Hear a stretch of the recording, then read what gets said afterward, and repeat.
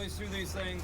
It's a team that gets a community through these things, and it's a team that we have to rely on. Law enforcement officer killed in the line of duty, leaving many in West Michigan mourning tonight. It's a tragedy that rarely happens, but when it does, its impact will be felt for generations. Thanks for watching News Channel 3 at 11. I'm Mike Kravesick. The tributes are pouring out from across the country for Kalamazoo County Deputy Ryan Proxmire, killed in a shooting during a high-speed chase. Officers lined up to salute the fallen deputy while his flag-draped casket was carried into an SUV as he left Bronson Hospital, where he died today. People all over West Michigan continue to gather to honor the deputy's memory. News Channel 3's Chris Yu joins us live from the Kalamazoo County Sheriff's Office to show us how they're remembering the fallen deputy tonight. Chris.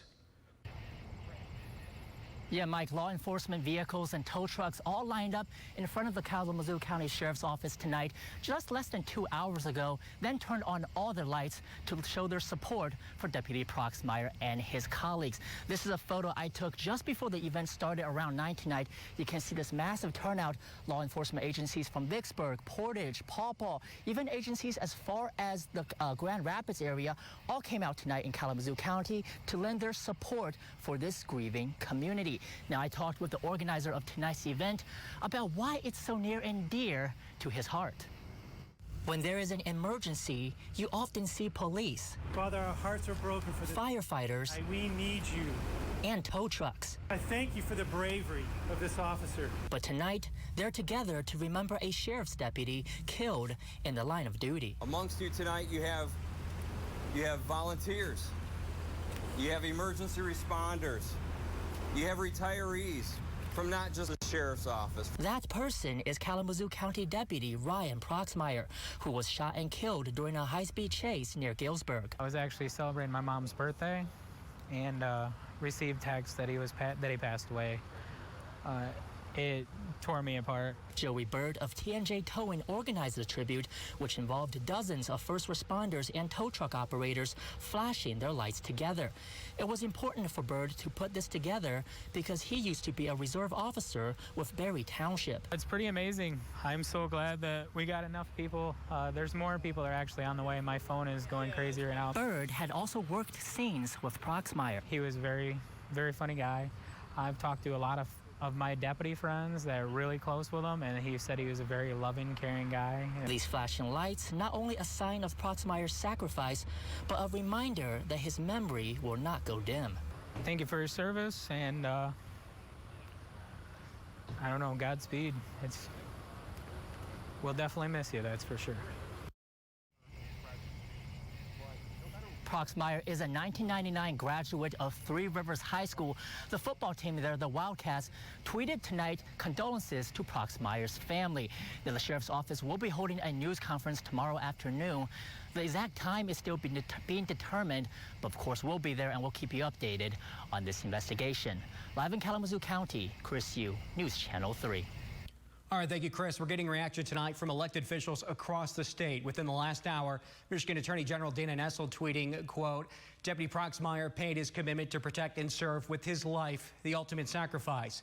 His family and friends must live with that sacrifice for the rest of their lives. State Senator Sean McCann adding, quote, brave men and women rush toward danger to keep us safe and sometimes pay the ultimate price.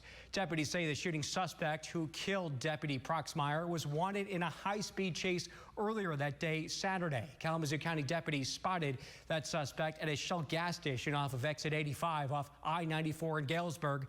The suspect fled, leading to the deadly encounter. Kalamazoo County Sheriff's Office Deputy Ryan Proxmire and other deputies were trying to track down a suspect fleeing the Comstock Township Shell station late Saturday night.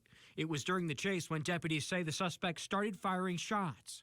On this stretch of MN Avenue, Proxmire was hit. His patrol vehicle went off the road.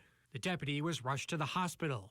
That's when the remaining deputies continued the chase. The sheriff's office says the suspect lost control before ending up at a field near 44th Street and Q Avenue in Climax Township.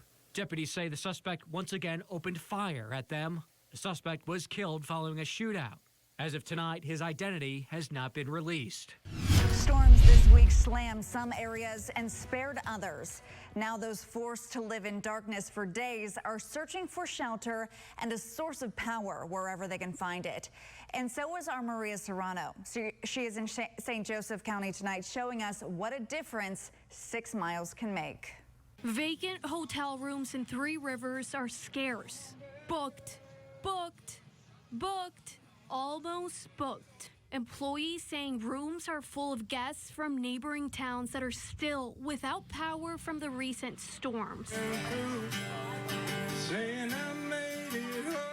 In downtown Three Rivers, it's bumping.